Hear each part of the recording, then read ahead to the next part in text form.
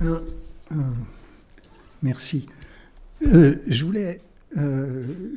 voulais passer, moi, sous silence le fait que je m'étais un peu spécialisé en littérature et psychanalyse, euh, parce que, en tout cas, laisser ça de côté aujourd'hui, parce que ça a été l'occasion au moins d'une grande, ou peut-être une des seules d'ailleurs, grande bagarre avec Pierre. Je n'en donnerai pas les détails évidemment, mais à lire son œuvre, vous devez voir que des éléments, d'ailleurs nombreux, de l'œuvre de la vie et de l'œuvre de Proust figurent dans son œuvre, mais que, comme son père, il le détestait cordialement et il détestait également la psychanalyse. Et dans le colloque organisé par Éric Marty, il avait fait sur Lacan une intervention intitulée « Le mauvais goût de Lacan ». Enfin, c'était vous dire comment il le considérait. Donc la psychanalyse, je la laisserai de côté, et ce n'est pas sans regret, parce que cette autobiographie de mon père, comme vous le savez, elle démarre après le préambule. Enfin, elle est composée en somme de deux, peut-être, parties. Après le préambule, elle commence, je dirais, en fanfare, d'une manière remarquable, par la phrase « Sans doute est-il nécessaire que je... » Pardon. Non, ça, je vous lis le préambule. « Ma mère mourut, j'avais 5 ans. Je ne peux pas faire que cette disparition n'ait pas été le fait déterminant de ma vie, ou comme si d'être reculée dans le temps, elle perdait de sa terrible efficacité. » Et il ajoute, en un sens, « Lorsque je dis que la mort de ma mère est pour moi comme si elle venait d'avoir lieu, je n'exagère pas. L'effondrement qu'elle a marqué, ce qui est quand même un terme très fort, hein, on parle d'ordinaire d'effondrement quand il s'agit de psychotique, pas quand il s'agit de névrosé, comme semble l'avoir été le père de Pierre. Donc l'effondrement qu'elle a marqué est de ceux qui ne peuvent être comblés, et un poète dirait sans doute qu'elle m'a condamné à vivre dans l'irrévocable. » Bon, et d'autres, on aurait envie de faire quand même un petit peu quelques références psychanalytiques, je ne céderai pas à cette envie. Et d'autre part, dans les termes psychanalyse et littérature, il y a aussi littérature, et c'est vrai que, d'une manière beaucoup plus courtoise, je me suis un peu... j'ai eu des discussions avec Patrick Auchard et lui sur le terme de littérature. Et je trouvais, ça a été un peu évoqué tout à l'heure, qu'il ne prenait pas la littérature dans un sens suffisamment littéraire. Je ne savais pas ce que c'était que le sens littéraire, mais enfin, ça me disait quelque chose. Deuxième préambule, il y a eu, ça n'est plus le cas d'ailleurs entièrement aujourd'hui, il y a eu dans la première présentation du programme, il y a eu une erreur, c'est-à-dire que j'étais supposé parler de Pierre Pachet, père de son père, dans l'autobiographie. Et l'autobiographie était avec un petit A. Je ne voulais pas marcher sur les brisées de Patrick Kéchichian, évidemment, mais c'était ce que j'avais préparé, était père de son père dans l'autobiographie avec un grand A, c'est-à-dire, croyais-je, l'autobiographie de mon père. Bon. Et Pierre Pachet a parlé souvent, par après, de cette autobiographie, et il ne l'a jamais abrégée en autobiographie. Il a toujours, même là où ça aurait pu se faire, écrit autobiographie de mon père. C'était vraiment cette sorte de syntagme, comme on disait autrefois, et il y avait là quelque chose d'extraordinaire dans l'autobiographie de mon père, et de fait, ça l'était. D'ailleurs, dans l'idée que j'avais, il s'agissait père de son père, et il y avait un point d'interrogation. Évidemment, à la fin de la phrase, ce n'était pas une phrase oraculaire, d'ailleurs à laquelle je vous avoue que je ne comprends moi-même pas grand-chose. Qu'est-ce que ça peut être le père de son père de son père, mais qui était aussi une façon de répondre à l'énigme de ce texte. Pierre Pachet parle dès le début d'un texte étrange. Il est même plus qu'étrange, si vous le voyez, parce qu'il est le style est somme toute allant. Il est rapide, il n'est pas mélancolique, ce texte. Néanmoins, c'est tout de même un mort, ou un mourant, ou un mort qui parle, qui écrit. Et Pierre fera ensuite allusion à ce tour de magie de magie noire d'ailleurs, qu'il a opéré. Et peut-être que c'est le terme on pourrait aller jusqu'au terme de unheimlich, si on voulait faire un peu de freudisme, qui conviendrait à cette étrangeté. Donc c'est ça que je voudrais reprendre sous la forme de deux questions, qui l'une, ce sera qu'est-ce que ce père, et l'autre qu'est-ce qu'a voulu Pierre Pachet dans ce texte. Je ne pourrais évidemment répondre ni à l'une ni à l'autre, mais enfin j'essaierai. Qu'est-ce que ce père? Alors, c'est un père qui a à l'égard de son fils avec son fils, peu de communication. Alors, Pachet nous indique dans le préambule que c'est voulu, c'est pour laisser toute la place à la parole du Père, et que c'est à dessein que lui s'est donné une très petite place. Néanmoins, on pourrait penser que dans l'autobiographie d'un père, il parlerait plus de son fils. Il parle assez longuement de sa fille, mais de son fils très peu, par bribes. Il en parle d'ailleurs avec une certaine affection, dans ses bribes, dans ses minuscules bribes, mais il en parle peu. Alors, d'ailleurs, Pachet se considérera plus peut-être que comme un fils, c'est du moins ce qu'il déclare dans le préambule. Alors, il faut prendre avec beaucoup de précaution ce préambule qui a, comme vous savez, été écrit et été rédigé bien après, en 1987, bien après l'écriture du livre qui date du début des années 70. Donc il y a certainement des modifications, et on en est, quand on regarde le texte de près, à se demander ce que pouvait être le texte avant qu'il n'ait été accru de ce préambule. Donc, plus qu'un fils, Pachet se présente dans ce préambule, je le répète, comme son héritier. Et même pas son héritier, à proprement, oui, son héritier, mais héritier plus précisément d'une parole qui l'aurait particulièrement marqué, c'est que son père lui aurait dit, et là c'est une parole directe, c'est même la plus longue, je crois, et la seule directe qu'il a adressée à son fils, « Tu t'ennuies, tu n'as qu'à avoir une vie intérieure, alors tu ne t'ennuieras jamais. » La fin n'était certainement pas prophétique, parce que, comme vous savez, Pachet s'ennuyait beaucoup, et toute sa vie.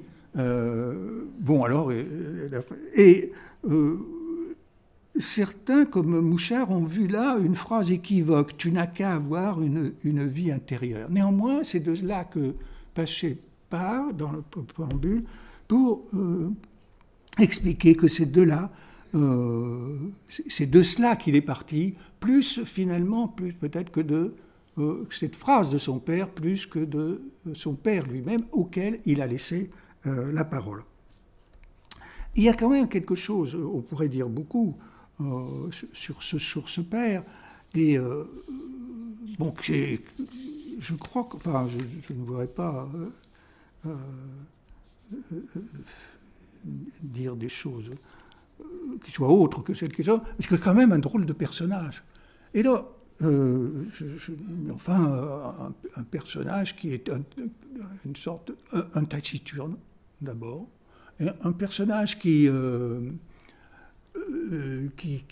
un tyran pour sa famille, sa femme, à laquelle il est très peu fait allusion, sauf pour dire qu'entre les hommes et les femmes, il n'y a aucune communication possible. Et que, plus ou moins, il l'a épousée sans amour, mais pour suivre les impératifs de la morale juive, car il se présente comme un homme de devoir, et pas du tout, ce qui est quand même un peu inquiétant, pas du tout comme un homme, bien sûr, de désir, mais le désir semble écrasé chez lui, au moins tel qu'il est présenté ici. Je ne pense pas qu'il ait été absolument tel. Il était comme un homme de devoir.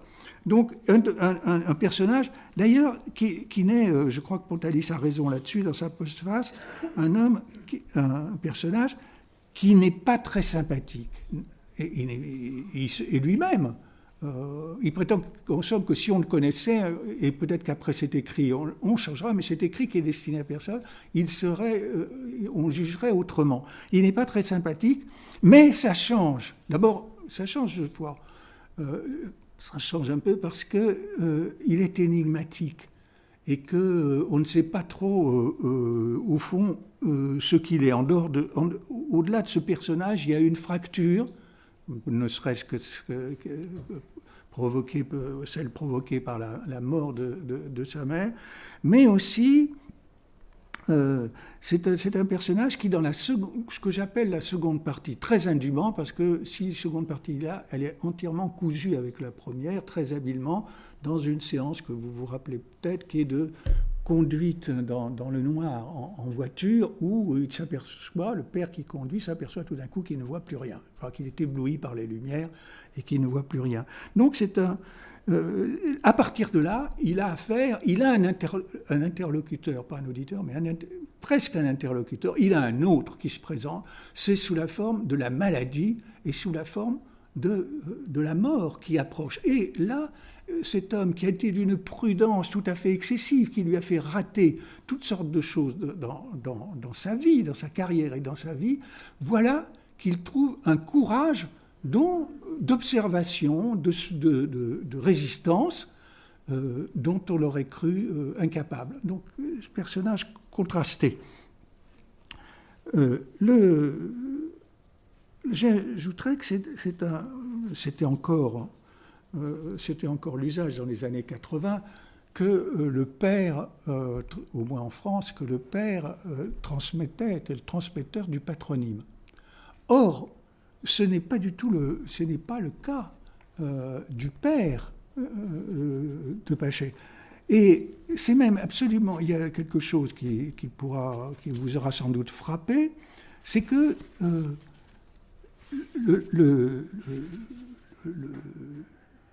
il est affirmé dans le préambule. Vous avez, si vous ne le saviez pas,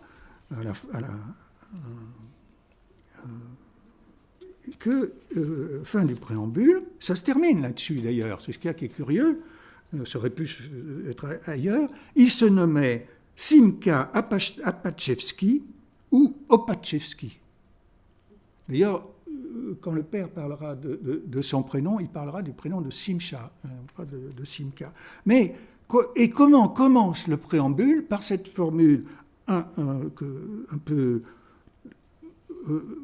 habituelle dans ce genre de discours, mais un peu tonitruante, vous verrez pourquoi, pour une part. Sans doute est-il nécessaire que je m'explique, moi, Pierre Pachet, sur le texte étrange qu'on va lire et pour lequel j'ai tenu la plume. Tout cela est vraiment bizarre, extraordinaire. Mais il se donne le nom de Pierre Pachet, et pas le nom d'Apachevski ou le nom de Potchevski. Donc quelque chose a été changé, qui est dû à la guerre, à l'occupation allemande, à la nécessité de changer de nom, mais il semble que le changement de nom a été officialisé dans les débuts des années fin des années 40, mais il semble que le père se considère, lui, toujours comme nommé par le nom d'Apachevski. Donc ça introduit quelque chose qui est un peu étrange et dont on peut penser que Pachet subira les conséquences, notamment beaucoup plus tard, dans un texte que je ne cite pas, mais que vous pourrez retrouver, où il déclare qu'au fond, il n'est pas fixé à un nom lui-même.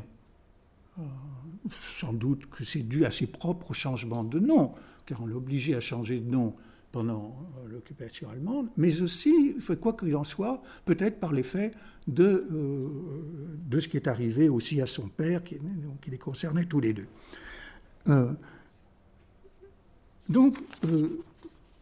Et qu'est-ce qu'on peut dire d'autre sur ce père? C'est quand même par derrière, et on ne peut pas penser à ce que ça se poursuive ensuite. Et c'est un fil qu'on trouve dans dans beaucoup de textes de Pachet, c'est pas seulement qu'est-ce que ce bonhomme, qu'est-ce que c'était que mon père, qu'est-ce qu'un père. Et on le retrouve dans toutes sortes d'articles, notamment dans le Hölderlin et la question du père, le livre de Laplanche qu'il a commenté, dans les commentaires qu'il fait de Bruno Schulz, etc. Et il reprend quelque chose que Bruno Schulz dit qui va très loin, et il dit toutes ces considérations, c'est comme si elles nous conduisaient à poser à nouveau la question impossible, qu'est-ce qu'un père? Et surtout, qu'est-ce qu'un père quand sa figure s'effrite? Quand elle perd, pas tout à fait, sa puissance légendaire, son inviolabilité sacrée. Le père est celui qui engendre, qui crée, celui d'après lequel on imagine le créateur, etc. Mais si le père crée, c'est comme un créateur au pouvoir évanescent, au pouvoir diminué. Et on peut se demander si cette présentation du père dans l'anthropologie, décidément, j'ai été obnubilé par l'anthropologie, dans l'autobiographie de mon père, ne contribue pas à diminuer la fonction d'un père qui, tantôt d'ailleurs, abandonne tout pouvoir sur l'éducation de ses enfants, tantôt se reprend en étant véritable tyran, notamment à l'égard de sa fille. Donc, un personnage qui, au moins dans l'autobiographie, dont il nous est dit, ce n'était pas un héros.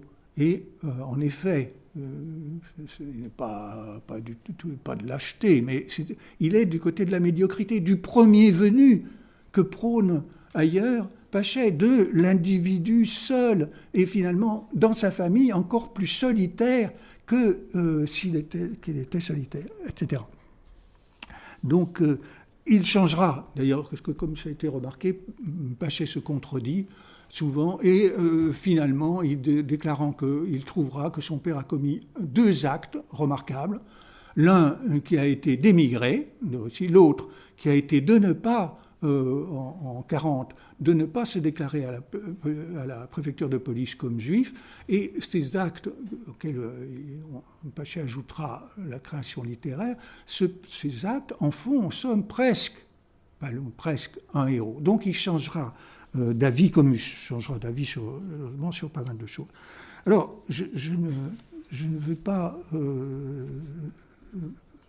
garder la parole trop longtemps, donc je passe à la deuxième partie et je vais beaucoup abréger. Qu'est-ce que c'est que, somme toute, qu'est-ce qu'il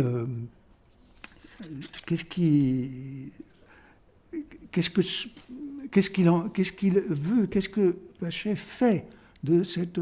Alors, quelque chose d'assez drôle, c'est, on a pensé qu'il faisait là son propre portrait.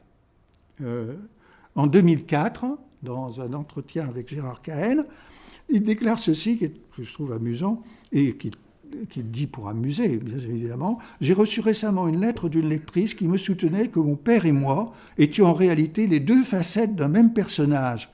lequel, par tout un côté de lui-même, était clos, taciturne, secret, mais par tout un autre côté était au contraire désireux d'accueillir, d'expliciter, de donner. Je crois qu'elle avait raison. La différence entre les individus, qui semblent à certains égards immenses, ne tient parfois qu'à des différences de point de vue. C'est un peu humoristique, évidemment, parce qu'on n'imagine pas quand même que ce soit son propre portrait qu'il ait pu faire. Deux autres, je me limiterai à deux ou trois autres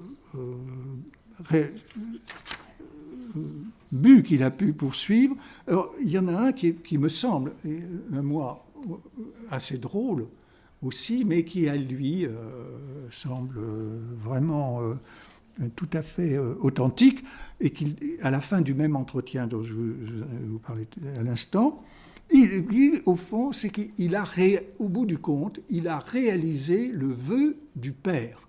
Quel était ce vœu? Vous allez voir. Toute sa vie, il a été sioniste, sans se décider à partir. Et je crois que l'idéal ascétique des pionniers qui ont fondé l'État d'Israël lui convenait parfaitement. Lorsque, récemment, l'autobiographie de mon père a été traduite en hébreu, j'ai été content parce que je me suis dit que cette fois, il était vraiment arrivé. On comprend par après que c'est le livre, c'est le texte. Mais à cet endroit-là, il peut y avoir un peu d'équivoque. C'est pas le père qui était. Il était arrivé quelque part. Oui, il était vraiment arrivé là où mon père voulait aller. Bon, alors je ne pense pas que ce soit quand même pour cela. Mais enfin, c'est ce qui s'est produit au bout du compte, et on peut dire que ce qui est produit, c'est désigne votre vœu. Pourquoi pas? Enfin, un vœu dont il n'a pas été, une réalisation dont il n'a pas été du tout mis au courant. J'énumère simplement les derniers. Le dernier, certainement le but de la supériorité de l'expression sur le silence. Ça, c'est un thème qui revient. Il faut exprimer plutôt que rester silencieux sur ses malheurs, sur ses souffrances. C'est ce qu'il a donné à son père, en somme, d'une façon posthume. Et c'est un thème qui reprendra dans d'autres textes, et plus tard d'ailleurs. Enfin, parmi ces vœux, il y en a un, évidemment, qui est plus évident, c'est que ça a été d'écrire. Et alors, il a cette... autrement que ce qu'il dit dans le préambule, il écrit quelque chose qui est à la fois... plein de sollicitude à l'égard de son père, et en même temps assez triomphant. Écrivant l'autobiographie de mon père, ce qui ne m'a pris que quelques mois, et entreprenant d'en faire un livre, ce qui a demandé des années pour se réaliser, qu'ai-je fait? Je suis frappé et un peu effrayé par ça, car non seulement je me suis mis à la place de mon père, en imposant mon truchement au moment où je lui donnais la parole, mais j'ai accepté cette place sans en demander la permission à personne. J'ai tout sorti de ma tête. Non seulement donner mythologiquement naissance à mon père, alors là, voilà mon titre justifié, non seulement j'ai donné mythologiquement à mon père, en le faisant sortir de mon cerveau et de ma voix, en le constituant comme un personnage, lui qui n'était ni un personnage ni un héros, puisqu'il était mon père, à qui je devais tout. Ce faisant, double engendrement, ce faisant, je m'engendrais, au moins virtuellement comme écrivain, sans lui demander la permission. Entre autres, on pourrait ajouter beaucoup de choses. Pour conclure, 3 minutes, tout cela... Et ces affaires, qu'est-ce qu'un père, pour lui, qui est une question que nous continuons à nous poser. Et donc, quand on lit l'autobiographie de mon père, un peu choqué par cette fallace de l'autobiographie, on est quand même peut-être amené, plus encore que d'une autre manière, à se poser, c'est une question actuelle, et qu'il était peut-être un peu moins quand Pachet a écrit ce texte. On avait l'habitude des des autobiographies imaginaires, Robinson Crusoe par exemple. Mais un père mort qui écrit, ça non, on n'en avait point l'habitude. Donc, c'est pas seulement, pour moi, c'est essentiellement un roman. D'ailleurs, c'est ce qui est dit, ça a été le sous-titre intitulé dans plusieurs traductions de ce texte, roman. Ainsi présenté. La pensée, et elle y est abondante, si déliée, si fine, si subtile qu'elle soit, si analytique qu'elle soit, elle est celle d'un autre que Pachet. Et je trouve que c'est là qu'il y a un côté littéraire, c'est que faire parler un autre, même pour lui faire dire ses pensées, en somme, c'est une passe donnée à l'imagination qui me paraît être une caractéristique de la littérature. Peut-être que mon ami Patrick Auchard n'en sera pas d'accord, mais c'est sur cela que je m'arrêterai. Merci.